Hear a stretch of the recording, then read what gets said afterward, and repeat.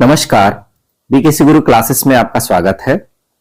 आज हम पढ़ेंगे कक्षा 10वीं गणित से साल 2025 की परीक्षा के लिए अति महत्वपूर्ण हर चैप्टर से 6 प्रश्नों के हल। अध्याय 1 वास्तविक संख्याएं, 6 अंक का है यह। संभावित है कि यहां से एक एक अंक के 2 और 2-2 अंक के 2 प्रश्न पूछे जाएंगे। अभाज्य गुणनखंड विधि द्वारा 96 और 404 का एचसीएफ ज्ञात कीजिए और फिर इनका एलसीएम ज्ञात कीजिए। चलिए हल कर लेते हैं। सबसे पहले हमारे पास संख्याएं हैं 96 और 404। तो 96 के हम सबसे पहले अभाज्य गुणनखंड कर लेंगे और 404 के अभाज्य गुणनखंड कर लेंगे। 2 का देंगे, 2 चौके 8 बचा 1, 2 अट्ठे 16। फिर 2 का दिया, 2 दूनी 4, 2 चौके 8। फिर 2 का दिया, 2 एकम 2, 2 दूनी 4। फिर 2 छिंग 12, 2 तिया 6 और 3 एकम 3।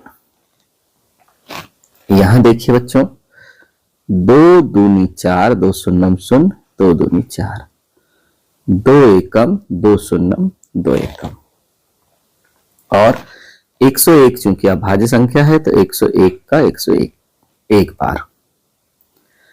तो क्या प्राप्त हुआ हमें प्राप्त हुआ कि 96 के अभाज्य गुणनखंड हो गए 2 गुणा 2 गुणा 2 गुणा 2 गुणा 2 गुणा 3। ये 96 के अभाज्य गुणनखंड हुए। इसे हम लिख सकते हैं 2 की घात 5 गुणा 3।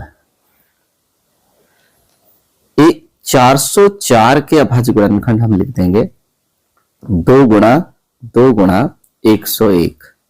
अब 2 यहां 2 बार आया है इसलिए हम लिख देंगे 2 की घात 2 गुणा 101। जब हम एचसीएफ ज्ञात करेंगे 96 404 का तो हमें क्या प्राप्त होगा? तो संख्याओं से संबद्ध प्रत्येक उभयनिष्ठ अभाज्य गुणनखंड, उभयनिष्ठ अभाज्य गुणनखंड की न्यूनतम घातों को हमें लेना है एचसीएफ के लिए। उभयनिष्ठ कौन है पहले ये देख लेते हैं। 2 यहां भी है, 2 यहां भी है। दोनों में से न्यूनतम घात कौन सी है? ये है। तो न्यूनतम घात 2 है तो हम लिख देंगे 2 की घात 2। इसे हल करेंगे तो 2 गुणा 2 बराबर 2 दूनी 4 हमारा एचसीएफ प्राप्त हो गया। अब हम इसी मेथड से एलसीएम भी निकाल सकते हैं या सूत्र विधि से भी एलसीएम निकाल सकते हैं। एलसीएम निकालने के लिए क्या करेंगे? हम लिख देंगे 96 और 404 का एलसीएम निकाल रहे हैं। अब संख्याओं से संबद्ध प्रत्येक अभाज्य गुणनखंड, अब यहां हमें उभयनिष्ठ नहीं लेना है। प्रत्येक अभाज्य गुणनखंड में हमारे पास कौन कौन है पहले ये देख लेते हैं। 2 है, 3 है और 101 है। अब हमें इन सबकी सबसे बड़ी बड़ी घातें लेना है। यहां यहां यहां यहां सबसे छाट कर सबसे बड़ी बड़ी घातें लेना है। तो 2 की सबसे बड़ी घात तो 5 हो गई, 3 की सबसे बड़ी घात तो 1 ही है और 101 की सबसे बड़ी घात तो 1 ही है। तो अब हम इन्हें लिख देंगे एलसीएम 96 404। हमें क्या प्राप्त हुआ? 2 की घात 5, 2 की घात 5 मतलब कर देंगे हम 32 और 101 तिया 303 और इन दोनों का जब हम गुणा करेंगे तो हमें प्राप्त हो जाएगा 9696। ये हमारा एलसीएम है बच्चों। एचसीएफ और एलसीएम दोनों हमने ज्ञात कर लिया। ये हमारा सवाल यहां पर समाप्त हुआ। 2025 की परीक्षा के लिए महत्वपूर्ण सवालों की श्रृंखला में नंबर 1 पर है यह। अब दूसरे नंबर पर हम लेते हैं एचसीएफ 306 और 657 का मान दिया हुआ है 9। तो हमें ज्ञात करना है एलसीएम 306 657। तो चलिए हमें सबसे पहले क्या दिया हुआ है वो लिख देते हैं बच्चों। ये हमें दिया है कि HCF 306 और 657 का मान 9 है। तो हमें यहां पर सूत्र का इस्तेमाल करना होगा। सूत्र है हमारा LCM-AB गुणा HCF-AB, दोनों का गुणनफल दोनों संख्याओं के गुणनफल के बराबर होता है। सूत्र में हम मान जब रखते हैं तो LCM, पहली संख्या हमारी है 306, दूसरी संख्या है 657, HCF 306 657 बराबर पहली संख्या 306 और दूसरी संख्या 657। अब यहां पर जो मान हमें दिया हुआ है, HCF का मान 9 दिया हुआ है, तो LCM 306 657 गुणा HCF के स्थान पर लिख दिया मैंने 9 बराबर 306 657। अब पक्षांतर कर देंगे, LCM ज्ञात हो जाएगा हमें। 306 657 को अकेला कर देंगे और दाईं तरफ हो जाएगा 306 गुणा 657 बटे 9। अब 9 से काट रहे हैं, 9 एकम 9, 9 7 63 बचा 2, 9 तिया 27। अब हम यहां पर गुणा कर देंगे, तो देखिए 306 का गुणा 73 से कर देंगे तो हो जाएगा 3 छिंग 18 की 8, हासिल का 1, 3 शून्यम शून्य और 1, फिर 3 तिया 9, फिर यहां देखिए 7 छिंग 42 की 2, हासिल का 4, 7 शून्यम शून्य और 4 और 7 त्रि 21। तो ये प्राप्त हुआ 8 3 13 की 3, हासिल का 1 2 2 22,338। तो बच्चों ये हमारा दूसरा महत्वपूर्ण प्रश्न था। तीसरा प्रश्न महत्वपूर्ण श्रृंखला में 156 के अभाज्य गुणनखंडों के गुणनफल के रूप में व्यक्त कीजिए।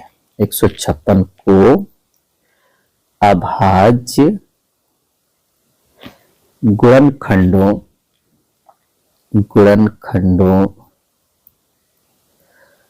के गुणनफल के रूप में व्यक्त कीजिए।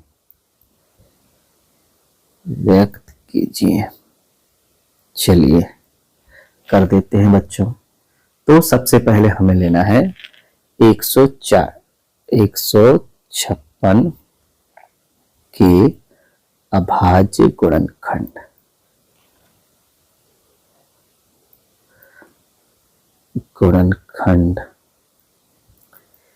कैसे करेंगे, लिख देते हैं 156 और यहां पर सबसे पहला भाग 2 का, 2 सत्ते 14 बचा 1, 2 अट्ठे 16, फिर दिया 2 का, 2 तिया 6, 2 नम 18, फिर 3 का, 3 एकम 3, 3 तिया 9। अब 13 चूंकि अभाज्य संख्या है तो 13 एकम 13, तो क्या हो जाएगा 156 वास्तव में किसके बराबर हो जाएगा, 2 गुणा 3 गुणा 13। तो इस 156 को हम क्या लिख देंगे, 2 कितने बार आया है, 2 बार, तो 2 की घात 2 गुणा 3 की घात 1 गुणा 13 की घात 1। इस तरह से हम 156 के अभाज्य गुणनखंड प्राप्त कर लेंगे। चौथे नंबर का महत्वपूर्ण प्रश्न है, अभाज्य गुणनखंड विधि द्वारा 12, 15 और 21 का HCF और LCM ज्ञात कीजिए। अब हमारे पास 12 है, 15 है, 21 है, तीनों को हम एक साथ ले लेंगे। तो 12 को लेते हैं सबसे पहले, 12, 2 छिंग 12, 2 तिया 6 और 3 एकम 3। तो 12 के गुणनखंड हो गए, 2 कितनी बार आया, 2 बार आया, 2 की घात 2 गुणा 3। 15 को लिखते हैं 3 5 15, 5 एकम 5। तो 15 को लिख सकते हैं 3 की घात 1 गुणा 5 की घात 1। 21 को लिखना है 3 सत्ते 21, 7 एकम 7। तो 21 के अभाज्य गुणनखंड हुए 3 की घात 1 गुणा 7 की घात 1।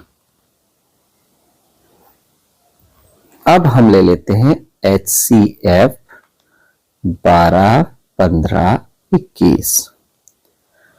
तो जो सब में है ऐसा गुणनखंड कौन है? 3 है। 3 सब में है तो सबसे पहले हमने लिख दिया यहां 3, और सभी के पास घात 1 है तो सबसे छोटी घात भी 1 हुई, यानी HCF हमारा निकल कर आया 3। LCM देखते हैं 12, 15, 21।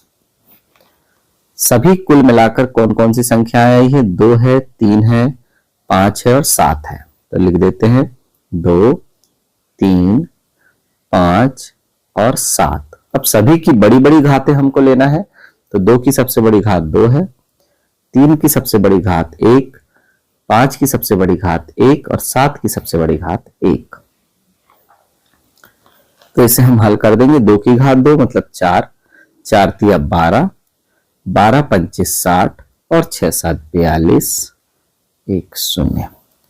420 हमें प्राप्त हुआ LCM। तो HCF हमारा है 3 और LCM हमारा है 420। पांचवा महत्वपूर्ण प्रश्न है, दर्शाइए कि 3 करणी 2 एक अपरिमेय संख्या है। हमें 3 करणी 2 को अपरिमेय संख्या दर्शाने के लिए यहां पर विपरीत मानना होगा। विपरीत हम कैसे मानेंगे? तो मान लेंगे, माना 3 करणी 2 एक परिमेय संख्या है। इसे हम क्या मान लेंगे? परिमेय संख्या मान लेंगे। जब ये परिमेय संख्या है तो यहां पर हम ले लेंगे, परिमेय संख्या है तो इसे हम लिख देंगे 3 करणी 2 को A बटे B के रूप में व्यक्त कर सकते हैं। बटे के रूप में व्यक्त कर सकते हैं, P बटे Q के रूप में व्यक्त कर सकते हैं। अब A बटे B को हम मान रहे हैं कि ये सरलतम रूप है, इन्हें और अधिक नहीं काटा जा सकता, जहां पर B शून्य के बराबर नहीं होना चाहिए और A और B सह अभाज्य पूर्णांक हैं। क्या है? सह अभाज्य पूर्णांक हैं। अब हमने मान लिया है कि A और B पूर्णांक हैं, सह अभाज्य पूर्णांक है। अब हम यहां पर स्टेप आगे बढ़ाएंगे बच्चों। तो इस करणी 2 को हमने कर दिया अकेला और इस 3 का पक्षांतर कर दिया, तो A बटे 3B हो गया। A बटे 3B हो गया। अब इसमें हम क्या कह रहे हैं? चूंकि A, B एवं 3 क्या है?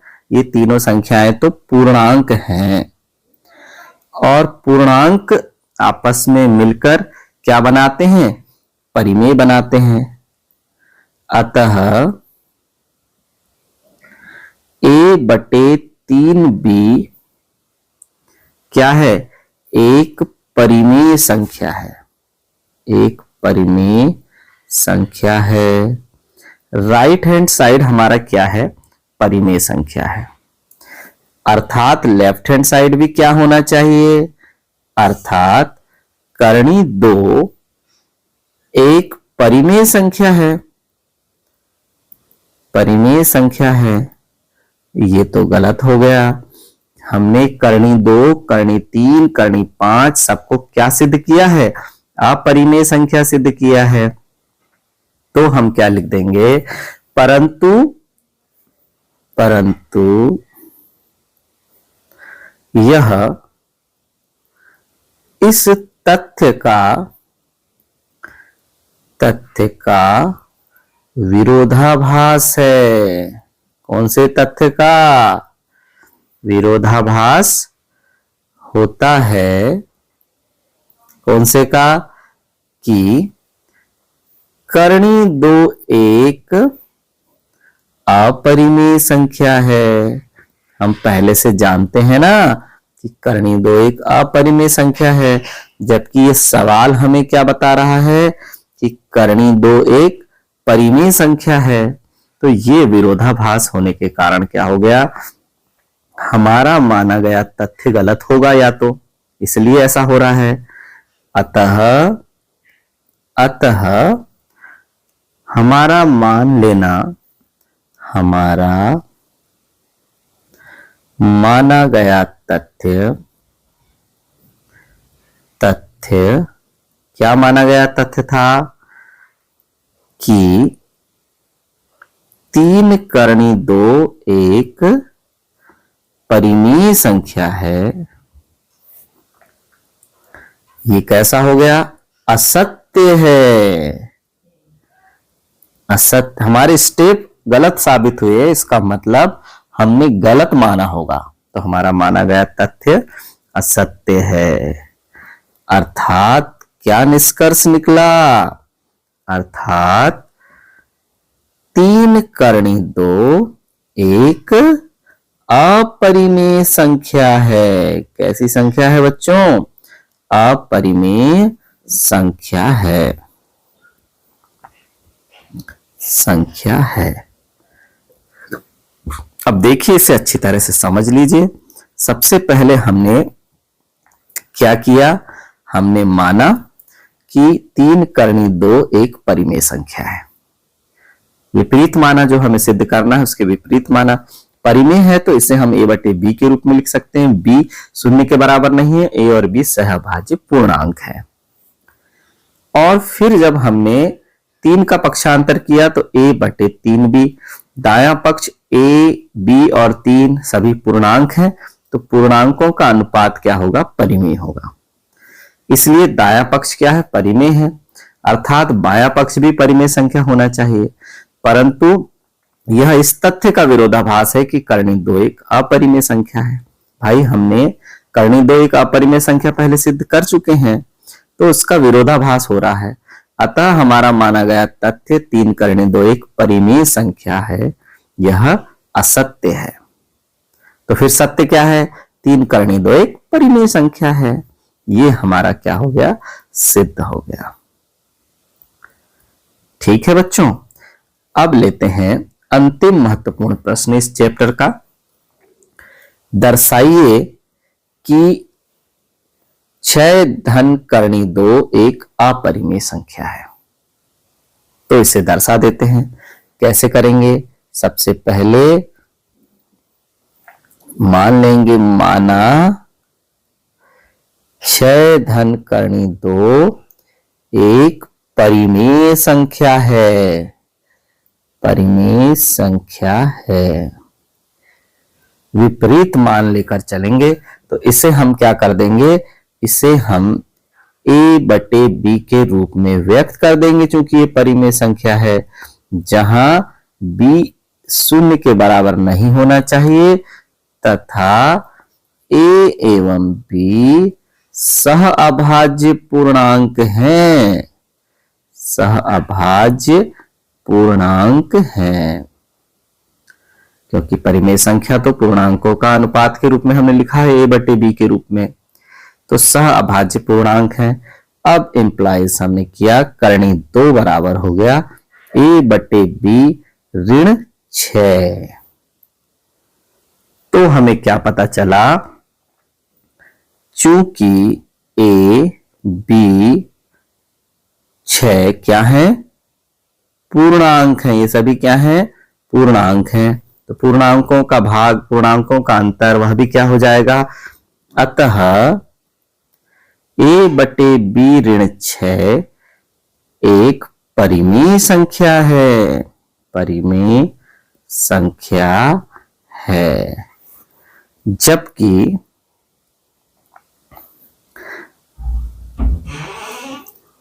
अर्थात यहां जबकि ना लिखकर लिख सकते हैं, अर्थात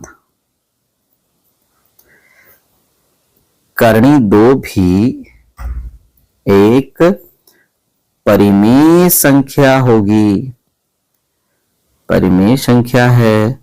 अब ये कर्णी 2 कैसे परिमेय संख्या हो सकती है, जबकि हम सिद्ध कर चुके हैं कि कर्णी 2 एक अपरिमेय संख्या है, जबकि कर्णी 2 एक अपरिमेय संख्या है, अपरिमेय संख्या है।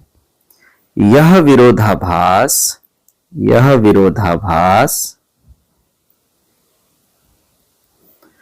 इसलिए है कि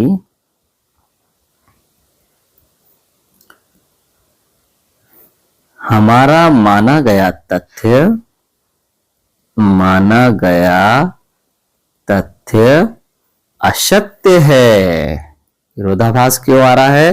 क्योंकि हमारा माना गया तथ्य असत्य है। तो सत्य क्या है? हमने माना क्या है? 6 धन कर्णी 2 एक परिमेय संख्या है माना, तो सत्य तथ्य क्या होगा? तो हम बोल देंगे अर्थात 6 धन कर्णी 2 एक अपरिमेय संख्या है, अपरिमेय संख्या है। ये यहां पर हमारा सिद्ध होता है बच्चों। इन 6 महत्वपूर्ण प्रश्नों की तैयारी 2025 की तैयारी के लिए अति महत्वपूर्ण है। आगे भी सभी अध्यायों के महत्वपूर्ण प्रश्नों की तैयारी हेतु चैनल को सब्सक्राइब करें। धन्यवाद।